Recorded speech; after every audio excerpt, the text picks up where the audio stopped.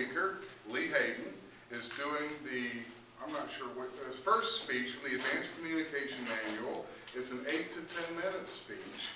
It's on engineering and construction, and it's titled The Briefing. Please help me welcome Lee Hayden.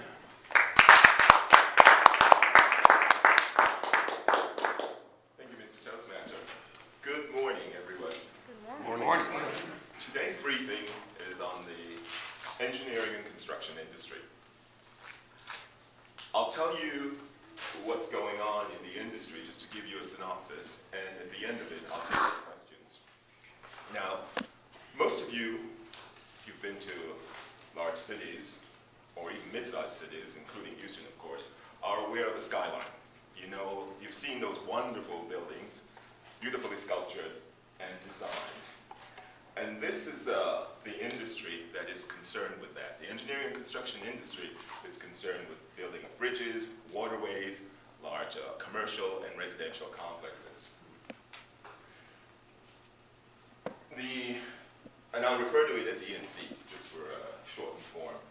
The firms operate, the larger firms operate internationally and domestically. Of course, the smaller firms operate regionally and sometimes nationally as well.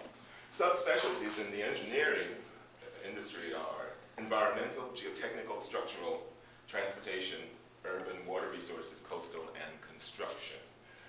The field that is responsible for engineering and construction, of course, is civil engineering. Most of you may have heard of that field.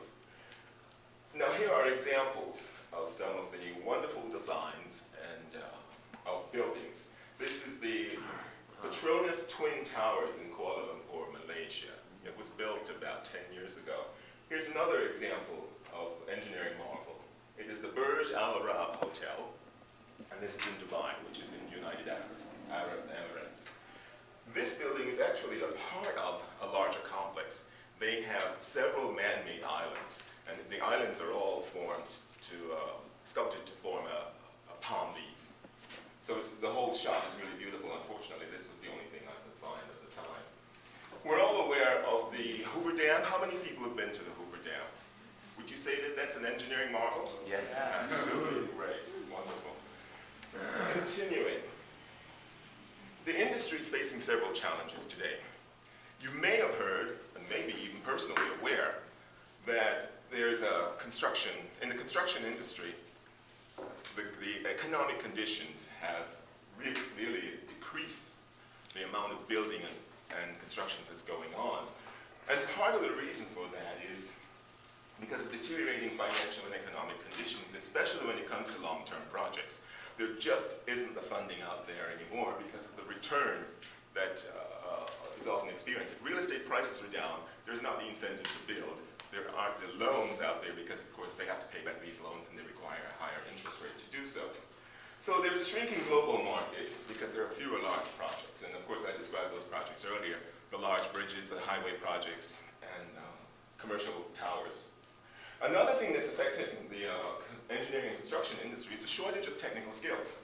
Engineers who both design, test, and build these mega structures, there's a shortage of supply for those engineers.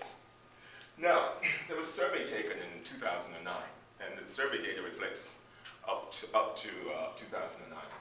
And the firms confirmed, this was done with CEOs, and they confirmed that the impact of the credit crunch has really had a negative impact on the industry. And so these firms are really looking around now for projects. They have to be planning several years ahead in order to overcome some of the challenges they're facing right now. So there are fewer big projects for them, and the other thing they're doing to get past this is not only to look in the US, which is considered a mature market, but to look overseas in Central Europe, Eastern Europe, and the Middle East as well, where the opportunity for growth with larger projects is more substantial than here in the US. Of course, if there are fewer projects for all the firms that are out there, there is more competition. If there's more competition, it becomes more difficult to capture the growth, the aggressive growth that they've set. Once again, I refer to the human capital, the shortage of technical skills. U.S., the firms, in order to lower the cost of construction, is to import or recruit overseas engineers, much like they're doing in other technical industries, especially in IT and healthcare.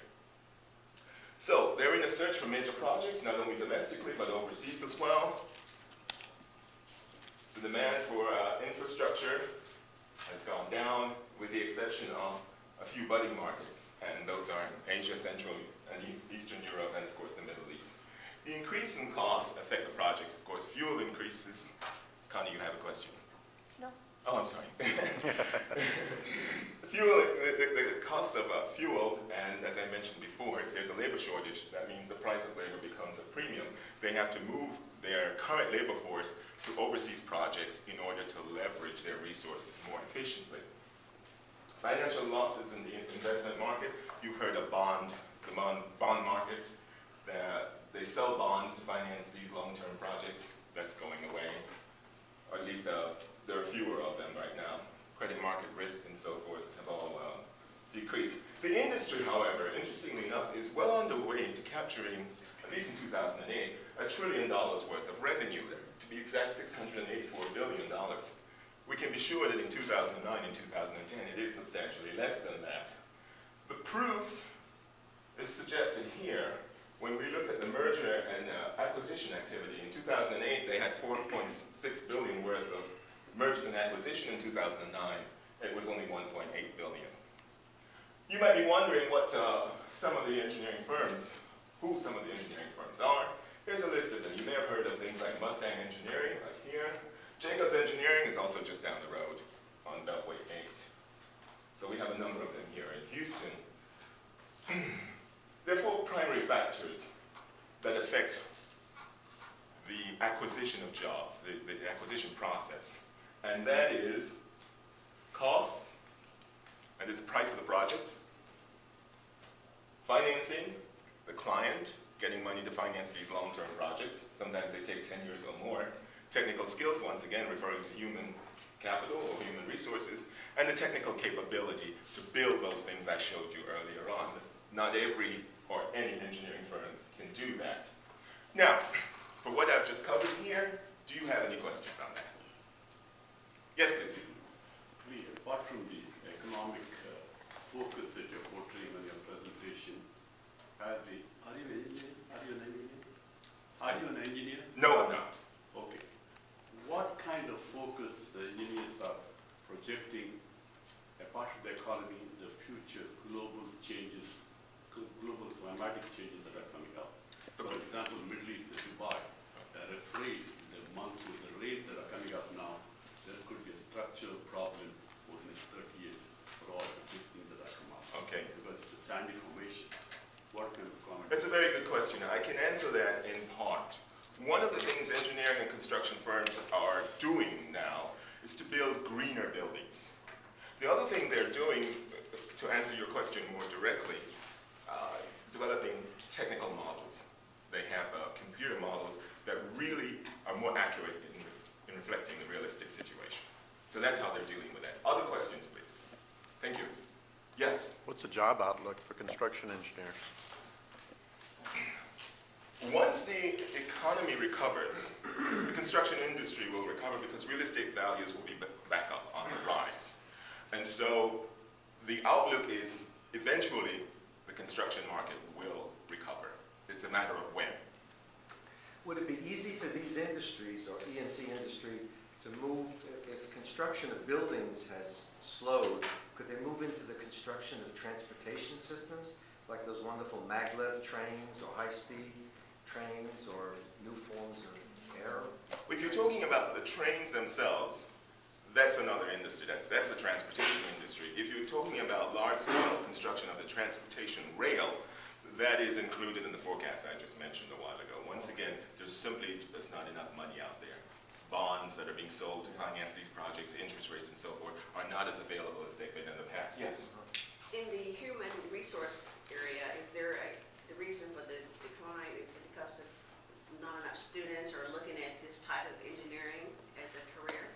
Yes. Okay. And is there anything being done about that, recruiting or anything to help get people to high school not knowing what they want to do. Right. And if this is an industry that is, needing, resources, then this would be a place to go. According to what's being done now, it's really short to midterm planning. These firms, the engineering and construction firms, are looking for fully qualified, fully skilled engineers, whether it be domestically or internationally. Looking further